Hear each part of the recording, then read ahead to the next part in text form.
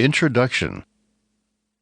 In 1998, James McPherson observed in Writing the Civil War that while the Civil War has been and continues to be the most written about event in American history, a remarkably small percentage of the literature has focused on the prisoner of war issue.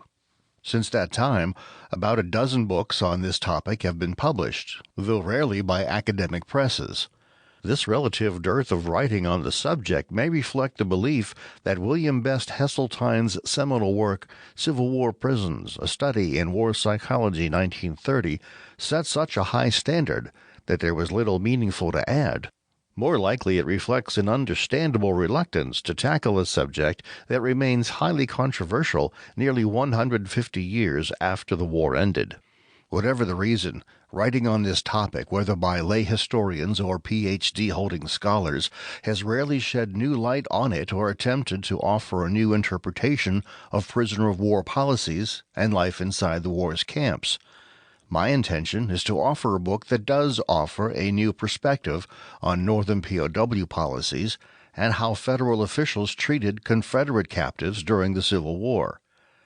From the end of the war until Heseltine's book appeared, Union officials have been characterized as horribly inhumane when it came to their treatment of Confederate prisoners.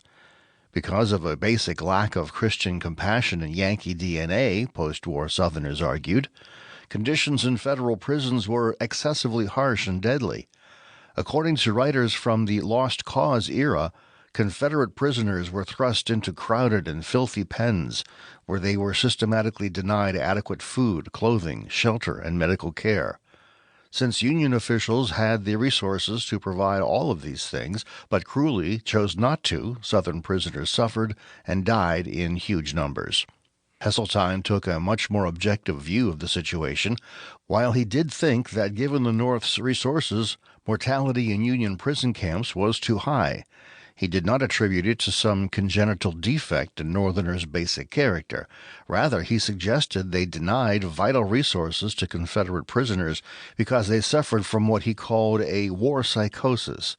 After being bombarded with prison atrocity stories by the Northern press, officials decided in 1864 to initiate a retaliation program where supplies such as food and medicine were withheld as a way to dish out to Southern prisoners the same treatment that Union prisoners were believed to be receiving at places like Belle Isle in Richmond and Andersonville in Georgia.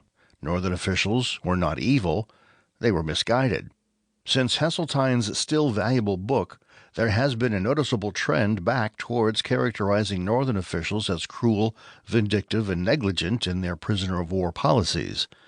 This has been most true of books published by non-academic presses, but university professors have also tended to condemn federal prison officials and policies as callous and unnecessarily harsh in their writing. In the 1960s, one scholar described Union officials as acting toward Southern prisoners with sadistic apathy. In 2005, the most recent scholarly treatment of this issue, While in the Hands of the Enemy, was published by the prestigious LSU Press. In this prize-winning book, Charles Sanders breaks with past writers in that he holds both governments responsible for deplorable conditions in their prisons. But like virtually every other work, this one is particularly hard on Northern officials. Sanders concludes that by the middle of the war, and especially during its final year, Union policies were deliberately designed to lower conditions in the camps and increase immeasurably the suffering of the prisoners. The literature has been almost uniformly negative in its assessment of federal prison policies and treatment of Confederate prisoners of war. But there have been a couple of books published within the last decade that have broken with this well-established image of cruel and negligent Yankee keepers.